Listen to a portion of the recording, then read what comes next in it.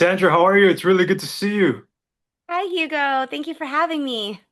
Yeah, absolutely. I really wanted to have you on here so that we could celebrate and talk about the process of Bestias de la Muerte. And I'm really glad that you're getting a lot of global recognition, and we want to support this project as much as we can. But before that we get started, are you able to start with your name and your role in this project? Yeah, of course. No, thank you so much for wanting to support Bestias de la Muerte. It means a lot, honestly.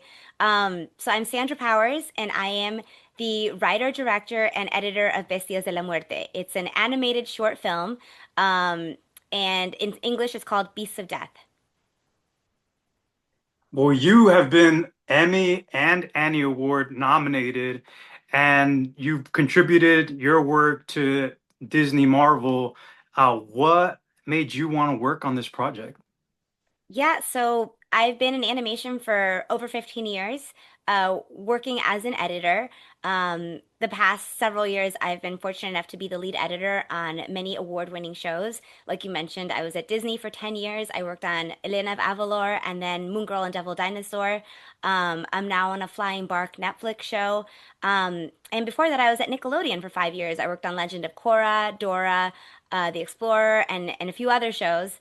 And I love animation, but I've been working on other people's shows, other people's ideas, and I felt like I wanted to tell my own story. I wanted to be able to put my skill set to my own project and my own idea. So I was very excited when I first finally decided to take the plunge and write down this idea. And then I applied for a few different fellowships, and I was lucky enough to be selected to receive the Latino Film Institute's Spark Animation Fellowship. And that launched the beginning of creating Bestias de la Muerte. And it was really great to see that your film got recognized and it premiered at the Animayo International Film Festival, which won the Audience Award. And this festival happens to be Academy Award winning qualifying. How does that make you feel? It was honestly very surreal. First of all, sadly I wasn't able to be present there, but we sent our casting director Maria Chavari on in our presence to represent us in the film. So she was there and reporting back every single minute what was happening, and it was pretty surreal. Like the film was finally out. It feels really vulnerable to spend so much time with your team creating a film and finally unleashing it to the world. You never know how people are going to react to it. And it was really like incredible that people seem to really enjoy it, and not just enjoy it. We did. We won the audience award at our world premiere. Animayo is an incredible festival. We were already honored that we were selected to be a part of it, but then to win that award, it meant so much. Like it really kind of set us on this path, like with the festival circuit right now. That's just been so insanely exciting. My heart is so full over what's happening right now. And yeah, like you'll be able to check us out with some of the showcases that Animayo will be having in the coming year. Yeah, I was really impressed with the visuals. I really loved your style with the dark tones and the neons. What was it like to work with your production designer? Yeah, well, so the film itself has a very unique visual style, and I call it tropigoth. That's the term I use. I actually use that for all of my work. It's all tropigoth because that's who I am. I grew up in Miami, Florida. Miami is, for those of you that know, I think most of you probably know or are aware because of Miami Vice and all the shows that are shot there. If you haven't visited, it's very much Art Deco, pastels, neons, bright. But I was a goth kid growing up there. So I felt like I was troppy goth because I was a goth kid surrounded by the pastels and the neons and everything. So when we first started developing Bestias, I had really long, incredible conversations with Cecilia Gutierrez, my production designer, on how to make sure that the film felt troppy goth. So we had a very limited palette. You'll notice in the film, the palette feels very Miami. It doesn't have all the colors. It has a limited palette of colors that represent the troppy goth aesthetic the most. And then there's also the design choices we made, like the angles, the edges. That's the goth language. Those are the little creepy design elements that I've always gravitate towards, and that felt more natural to kind of lean into to kind of create this troppy goth aesthetic. Would you be able to tell us in any detail that you can of challenges that you had during this production, and then how did you overcome them? Who was on your team? Yeah, well, first of all, I think I had an incredible team. I was so lucky. I had a skeleton team, but they were all the best of the best and people that I adore deeply and respect tremendously and felt so, so fortunate to have be a part of my team. And everybody gave 1,000%. There's no way I could have done this without my team. It takes a village to create, especially in animation. Animation is so, so complicated. It's such a difficult thing to create. You're literally creating every single element, right? Unlike live action, where you cast amazing actors, in animation, you are creating the acting. You have to understand the nuances of what are the facial expressions, what is the emotion. Like you're building everything from scratch, not just designing, but you're thinking about the acting, the emotion, the beats, the timing. So, animation's hard to begin with.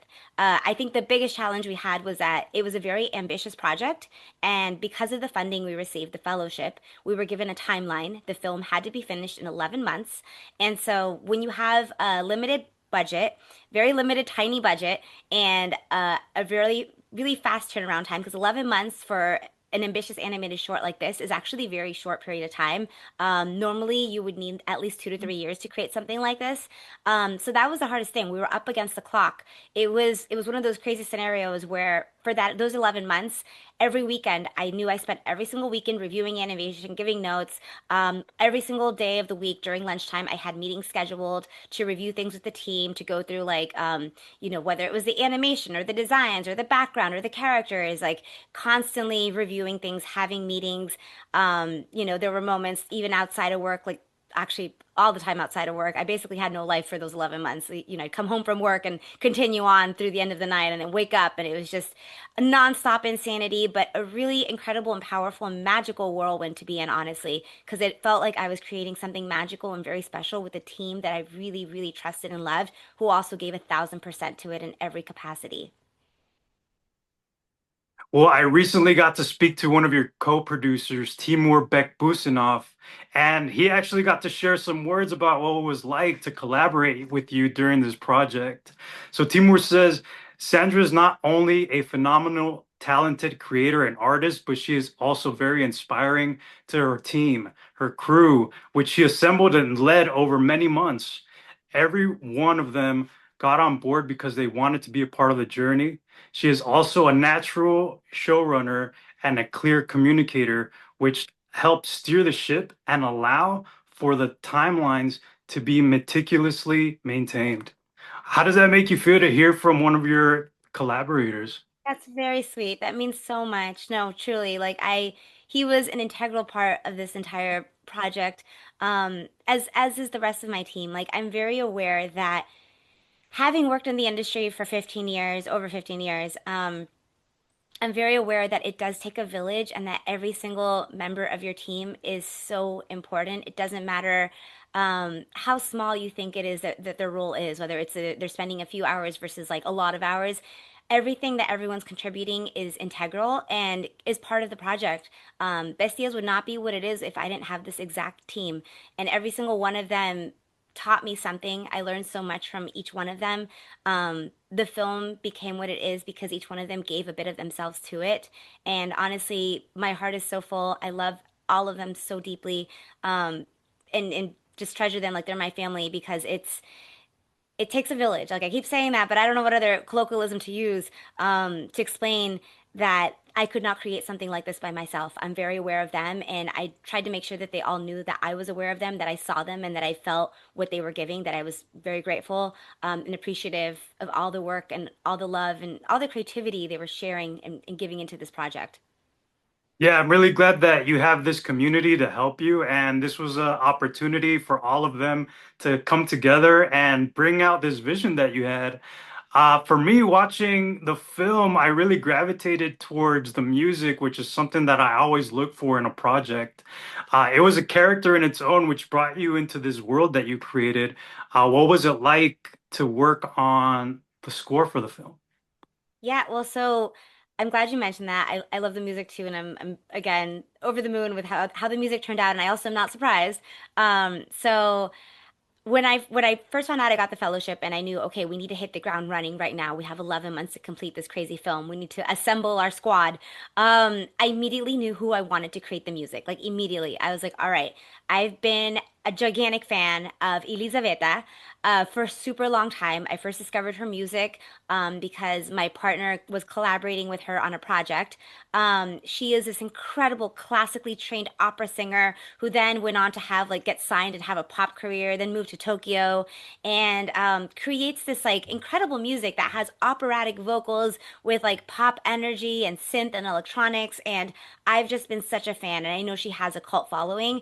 And so I was like, ooh, I want her to create the music. So I scheduled a Zoom call and I pitched the project, hoping she would agree to come on board. And she did. And she brought her partner, Jonathan Paulson, who's also an amazing composer. He writes music for video games and horror films, and he just gets the spooky and the dark and the moody and the hard hitting beats. And so together they're just an incredible powerhouse.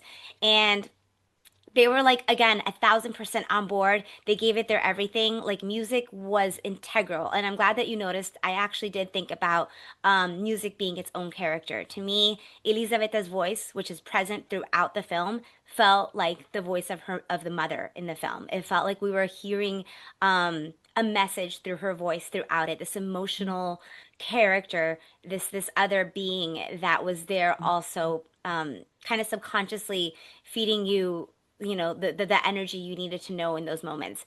And so it was it was really special. We worked really closely together. I knew at the beginning that there was going to be one very, very important song that could not be created afterwards, like a score, that it had to be created at the exact same time as we were doing storyboards because they had to be super cohesive and glued to one another. There had to be a very specific shape, a very specific arc that happens throughout it at specific moments that tied directly into the drawings and the timing. So that was a crazy feat. We had 3 months of working on boards and music simultaneously, where my homework assignment each weekend was I take the boards, I take the music. The music, the first draft of the music was 7 minutes long. Our film was 8 minutes, so we needed the song to be about 3.5 minutes.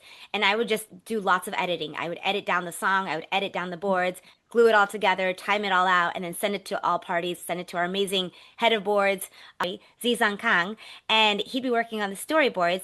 And what would happen is my homework assignment would be over the weekend to take home the boards and take home the music, which at that point, the first few drafts were about 7 minutes long, and the whole film was 8.5 minutes, so we knew we couldn't have a 7 minute song.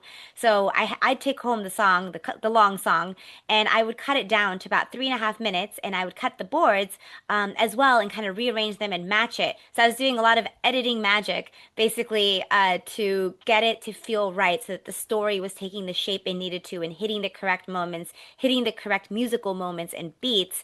And I'd mock up things and everything would be rough. The boards would look kind of rough, missing transitions, out of order. The music would have weird cuts in it. But it was all mock-ups that then I would share with Amazing Z from boards and Elizabeth and Jonathan on music. And then they would take those mock-ups that I did as references and smooth it out and finesse it and send back new versions, kind of matching what I did in mock-up. And we kind of went through that a little bit until finally, we were like, all right, this is it. Like, we got it. It feels right. And then at that point, Elizabeth and Jonathan took obviously the music and then they did their own finessing pass on it, their own internal mix on it, plussing, adding instrumentation, playing with all the different elements.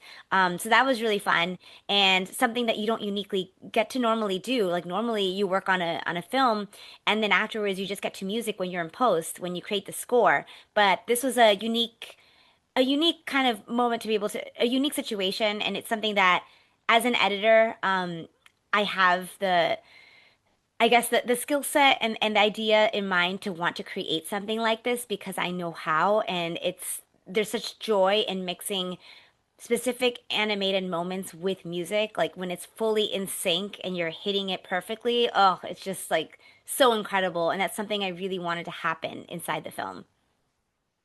Yeah, well, great work to you and the team. One other aspect that I really gravitated towards was your casting and the voice acting. Can you tell me the story of how that all came about? Yeah, well, that was another one of the challenges. Casting is super hard. So when I first started the film, of course, I had these ambitious ideas of, ooh, I want like the celebrity actor to be my main actress. And I happened to have been introduced to a really big casting agent in town, who was like, "Oh, I'd love to help you. Yes, I'd love to cast." And so I was like, "Great, great." So my producer and I started the conversations with him and his team. At that point, we knew we had about 3 months to cast, and we're like, "Oh, that's a nice amount of time. Like it's an 8 minute short. There's only like about maybe 3 minutes worth of dialogue, if anything, to record. So it's gonna be easy peasy. So we have 3 months." We kept checking in with him and his team. We check in like every 2 weeks. Hey, how's it going? Like any updates? Heard nothing. All of a sudden, next thing you know, we're 3 weeks away from it needing to be locked. And by locked, when you lock an animatic in animation, what that means is all of your voices have to be like your final voices, your actors have to be in there because you're about to send it to be animated. And the animators need to work with the final voices, your actors, because they're animating to their acting, their expressions, as well as the lip sync. So you don't want to have temporary scratch in there. You want to have the actual final voices. And if we didn't meet our deadline in 3 weeks, then that we would fall behind on our entire schedule and not meet our deadline of 11 months. So it's very stressful. So we have 3 weeks left. And so again, we kind of touch base like, hey guys, we have 3 weeks left. We're feeling a little bit stressed here. How's it going? We finally heard back, oh, yes, yes, we're on it now. And it's like, oh gosh, they're just jumping on it now. Again, silence for weeks. At that point, it's 2 weeks away and I'm freaking out. And I'm like, okay, we need to somehow cast. I don't know what to do. And so I have this really powerful conversation with my animation supervisor, Kat Kuzmala, where I'm kind of just telling her what's happening. I'm expressing my concerns. And she gives me really wise words. She tells me, well, why do you want to have celebrities do the voices? Like, why? Like, what is it going to do for the film? Like, there's such incredible talent on there, incredible actors, people we haven't heard of that would probably do an even better job. Like, they would really care and really give it their everything and understand these characters. And I was like, you know what? You're right. You're so right. Like, why am I thinking this way? It's because I've been brainwashed a little bit by the industry and the industry always needing to cast big celebrities for every role. Like, it's actually going to probably benefit the film to not have that. So I sent a few text messages, made a few phone calls to friends I knew, and was like, can anybody recommend some incredible actors? And if we're going to go down this path, I also want them to be Peruvian because I'm Peruvian and my story is a very personal story based on my childhood and my experience losing my mom when I was younger and my mother was Peruvian. And I was like, I kind of want the actors to be Peruvian. That way it's actually authentic to my story. So why don't we try to do that? Why don't we try to find actors that are Peruvian? So I send messages and text messages to everybody and called people and next thing you know, a friend of mine recommended an incredible actor in Lima, Peru named Jimena Galeano. She has a following on Instagram and YouTube, and she's just an incredible actor. And she was so interested. I gave her a little bit of information about the character in the film, and I asked her if she could record a few lines that the character says in the film on her phone. She does. She sends it back. Oh, she nails it. She is Claudia. She's perfect. I'm like, that's it. We found our Claudia. We found our main actor. Okay. And then from there, like I started speaking to a friend of mine, Maria Chavari, who actually was a casting director at Disney and then moved back home to Spain, to Madrid. And so I reached out to her, and from Madrid, she managed to do all the casting in Lima, Peru. Like she was amazing. She did such an incredible job searching for the perfect actors. She went down rabbit holes looking at amazing established theater actors from the theater scene in Peru to actors that do voiceovers for Peruvian animation or dubbing for gigantic and American animated projects or animated projects that happen in Peru. She went down those rabbit holes and she gave me this short list of incredibly curated actors. And I was like, wow, these are all amazing. So we narrowed it down. We did some asked for some callbacks, and that's it. We had our cast, and all of them, I'm proud to say, are incredible Peruvian actors that we all got to record from Lima, Peru, at this amazing little recording studio in Lima that does some incredible projects. And I got to direct them from Zoom, so I got to be in the booth with them here virtually from LA and give them direction and watch the recording live. And it was so special and honestly meant to be. I couldn't have asked for better actors for the film. And it really shows. And I really did get to enter that world with the voice actors that you did go with. It really sounds like things lined up for you, and you were able to create this project that really identifies who you are as a creative. So, congratulations for that. Thank you. Um, I would love to know what made you want to work in entertainment. You know, that's a good question. when the very first job I ever wanted to have when I was like probably 4 or 5 was I wanted to be an actor and I wanted to move to LA and be an actor. And my parents would not let me study acting. They did not want me to go that route, but I already had my little heart set on I'm going to live in Los Angeles one day and I'm going to be creating stuff. And from a little age, like literally little me in elementary would write little stories and perform them with costumes and everything for like all of my parents' friends when they'd come over. Like I was already a storyteller. I was already writing little books and putting on little shows and directing my little brothers like you're gonna come out here and you're gonna come out there and you're gonna wear this. And so it's I think I think it just felt like it was always going to be like I think there was never a moment, a concrete moment where I was like I want to be in entertainment. I think every decision, like natural decision of mine just went there. Even in high school, I became obsessed with painting, like obsessed. So much so that I got really good grades. I'll say this. I got really good grades. I was in AP classes and I started skipping them just so I could stay home and paint. And it got so bad that my dad got a letter saying that your daughter has missed so many classes that she's not going to graduate, even though she has this amazing GPA and like great grades because she's just missed so many classes and they're unexcused. And so my dad was like, "Oh my God, what's happening? Why are you missing all these classes? Like your grades are great." I was like, "Oh yeah, I've been skipping them because I stay home and I paint." And so thankfully my art teacher came to the rescue and she wrote me excuses for all of my absences, saying that I was with her because she knew that I was just painting. I wasn't doing anything bad. I was literally just staying home and painting and then going to classes late and, whatever. My grades were always great, so I kept up. I just, wanted to paint.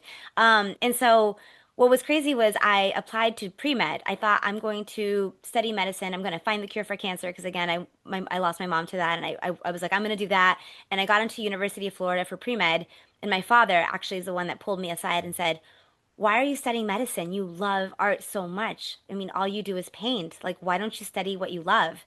And I'm so grateful to my dad for intervening and actually saying that because he's the one that made me realize I could pursue what I really loved because otherwise I would have gone towards medicine. And I love painting so much. And I was like, wow, I didn't know I could do that. He's like, yeah. And my dad was so supportive and so wonderful.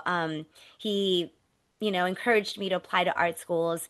And thankfully I got into several and I kind of, you know, ended up going to Boston for undergrad and studied painting. And then when I went to art school to study painting, that first foundation year, they make you take classes in a lot of different disciplines just because it's your foundation year. And I happened to take a class in filmmaking and editing. And I discovered the power of editing. I discovered that I could make a horror film with a piece of twine because the power of editing is so incredible. Like you can manipulate emotions through music and sound design and timing. Like it was so magical, and I fell in love with it. And next thing you know, I'm a double major in editing and filmmaking and taking every filmmaking class. And it just kind of naturally progressed from there. Honestly, from there I went to CalArts for my master's in film directing, and things just kept spiraling. Like it just became, I just kept following like whatever that itch was that was pulling me. Yeah, absolutely. I'm really glad that you had that support early on. Did you have any mentors that helped you get on this career path?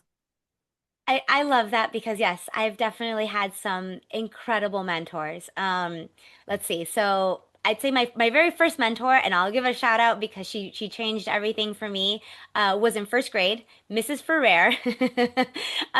She was the first person outside of my own family that actually told me that my art was something to be seen and something to be proud of. Up until that point, it was my parents that would hang my art on the fridge or something. But she actually made me feel seen and encouraged me to pursue what I love. She could tell that I loved art so much. Um, so she really, I would visit her throughout elementary school. I just go back and always visit her because she made me feel special. She made me feel seen. After that, I'd say years later, another mentor that really changed my life was while I was at CalArts studying film directing. Charlotte Price, an incredible experimental filmmaker. She embraced all of my strange ideas, and not just that, she helped me discover my voice, my artistic voice. She helped me find my Gothic foundation, and she encouraged me to trust it. Like she gave me incredible feedback.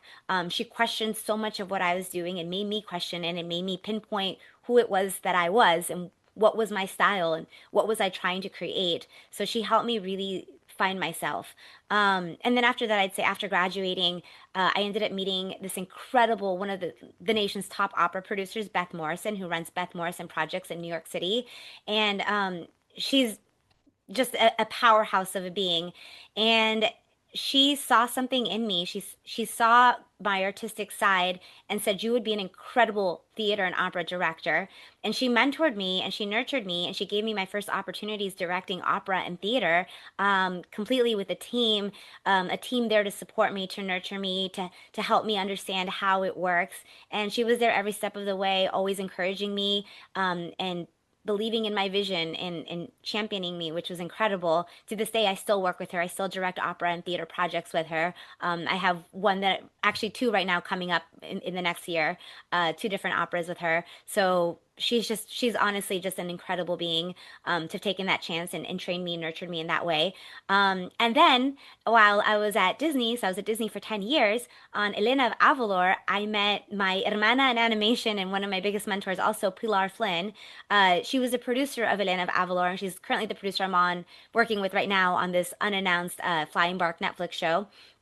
And she saw me not as an editor, but as a storyteller. She saw who I was and championed me also. And it's so rare in this industry to meet somebody who sees you as the person you are, not just the role you happen to be playing in that moment.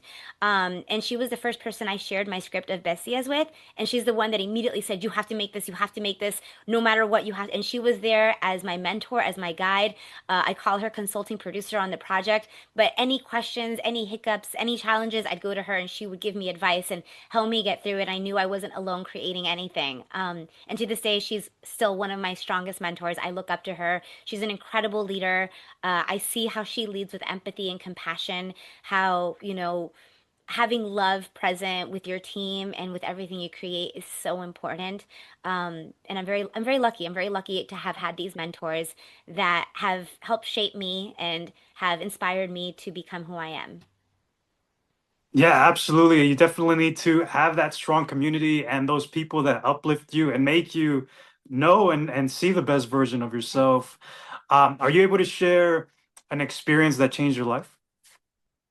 That's um that's a really, really good question. I mean, obviously the story I said a little bit earlier about my dad encouraging me to pursue art is probably one of the most important moments of my life. I wouldn't be where I am today. I don't know if I'd be at this level of happiness, to be truly myself, if my dad hadn't told me you need to follow what you truly love. Um, but I guess aside from that, because I know I told that story, another moment might be, um, honestly, I think creating Bestias de la Muerte is one of the most transformative moments of my life. I really do. I feel like every every opportunity and challenge and project I've worked on has led up to this moment. I mean, it felt so natural to slip into this role, to be the writer, director, and creator of this project, and for it to be getting the attention it's getting right now. Um, and I say that because for so long I questioned, my abilities. I questioned whether or not I was a good storyteller, whether or not I could create something amazing. I wanted to, but I didn't know if I could believe in myself to do that.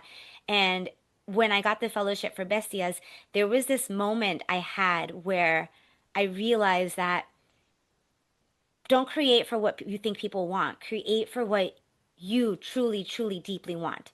Like, I realized I need to stop caring about what other people want and just create what I truly, truly want for myself. Like, see, like what I've always wanted. Like, I need to create that thing that I've always known that I've wanted to see, that nobody else has created, that feels very me. And yes, it's going to be very vulnerable because normally people don't necessarily mix animation with this kind of music or create a style or a design language that looks like this. But you know what? I'm just going to go there. I'm just going to be vulnerable and I'm going to take that chance. I'm going to take a risk and I'm just going to be really true and honest to myself and create this vision I have in me. And maybe people will really hate it, but that's okay because I'm being really true to myself. And so I think I kind of I hit that moment. I had that revelation and I'm now feeling like that was the best decision I made, to truly just believe in myself and be authentic to that little voice in me. Well, thank you, Sandra. I really appreciate your time and you taking us through this journey and this process. Of course, I'm going to share the link down below for people to follow the Bestias de la Muerte socials. And yeah, we look forward to seeing what you create next. Oh, thank you so much, Hugo. It's meant a lot being able to chat with you, and thank you for having this channel to inspire others with their journeys. I'm hoping that we have so many more authentic voices and stories that we get to hear out there. It's so important and it's so beautiful. Thank you.